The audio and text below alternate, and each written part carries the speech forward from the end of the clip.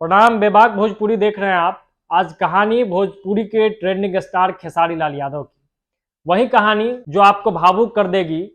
खेसारी के पापा चने बेचते थे, 7 भाई एक ही पैंट पहनते थे।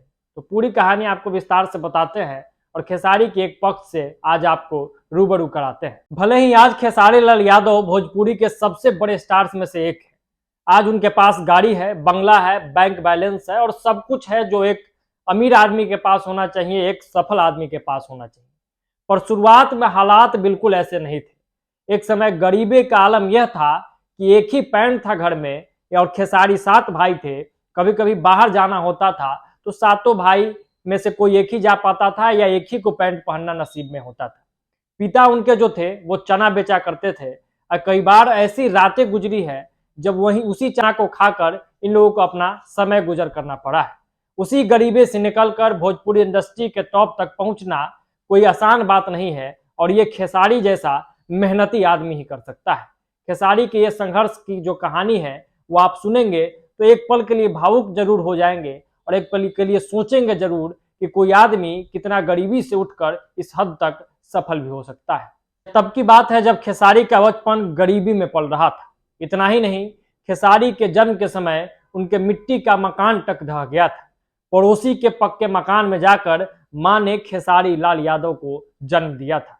खेसारी की मां पिता का हाथ बताने के लिए दिल्ली चली गई थी, यह सोच कर कि कुछ पैसा बन जाए तो बेटा के लिए कुछ किया जा सके। वैसे तो खेसारी 3 भाई है, लेकिन वह चाचा के पास गांव में रह गए और चाचा के 4 लड़के हैं। इस तरह से इस बड़े परिवार में कुल 7 लड़के और कमाई के नाम पे कुछ भी नहीं।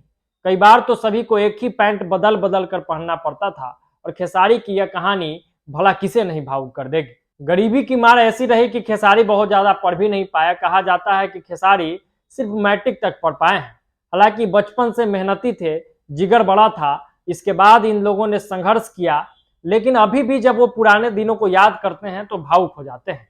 खेसारी बताते हैं कि किस तरीके से उन 7 भाइयों ने कपड़े भी हर बार एक तरह के नहीं सिला पाए, बहुत ज्यादा नहीं सिला पाए। एक ही कपड़ों में कई बार काम चलाना पड़ता था। कई तरह का फंक्शन होता था, समारोह होता था, तो उसमें सबको एक साथ नहीं जा पाते थे क्योंकि सबके पास कपड़े नहीं होते थे। खेसारी की शादी भी बहुत पहले हो गई थी, वह भी बिना दहेज के, क्योंकि उनके पिता को यह मंजूर नहीं था। और गाने के जरिए फेमस होने से पहले खेसारी लाल यादव लिट्टी चोखा तक बेचते थे। कई बार उन्होंने बड़े बड़े प्लेटफॉर्म पे इस बात का जिक्र भी किया है कि जब संघर्ष के वो दिनों में थे तो वो लिट्टी चोखा बेचा करते थे। साथ ही साथ एक बात के लिए खेसारी का मजाक उड़ाया जाता है, वो बात सच भी है कि वो लौंडा डांस भी करते थे। कई जगह जाते थे, सट्टा होता था और वहां पे वो डांस करते थे। बाद में धीरे धीरे जब खेसारी को लोग जानने लगे तो जागरण वगैरह करने लगे और इस तरीके से वो धीरे धीरे पैसा जुटाने लगे और उनके संघर्ष में एक बल आया कि वहां से निकल के वो कुछ कर सके। फिर मनोज तिवारी से ससुरा बड़ा पैसा वाला से भोजपुरी सिनेमा को यह ट्रेंड दिया कि जहां से हर भोजपुरी गायक हीरो बन सकता था। यही वो दौर था जब खेसारी को अब उनकी मेहनत का फल मिलना था और मिला भी। खेसारी आज इंडस्ट्री के बड़े स्टार में से गिने जाते हैं। लगातार मौका मिलता गया और इस मौके का लाभ खेसारी लाल यादव ने उठाया। वो लगातार काम करते रहे। आज भी खेसारी लंबे समय तक जगे रहते हैं, मेहनत करते हैं। एक दिन में कई कई गानों को रिकॉर्ड करते हैं, कई फिल्मों के शूट पे जाते हैं। तो कहीं ना कहीं आज उनकी मेहनत का फल है। लिट्टी चोखा बेचने वाला व्यक्ति, एक लौंडा नाच करने वाला व्यक्ति आज भोजपुरी के सबसे सफल कलाकारों में से एक है। तो एक बात तो है कि अगर ठान ली जाए तो गरीबी जो है वो बाधा नहीं आती है और खेसारी ने इस बात को बहुत हद तक सही साबित किया है। तमाम विरोध, तमाम विवाद, अश्लीलता के तमाम आरोपों के बावजूद खेसारी ने खुद को स्टेबल किया है। खेसारी ने खुद को प्रूफ किया है, इस बात से भी इनकार नहीं किया जा सकता है। विभाग भोजपुरी में आज इतना ही। फिर मिलेंगे किसी और स्टार के कहानी के साथ।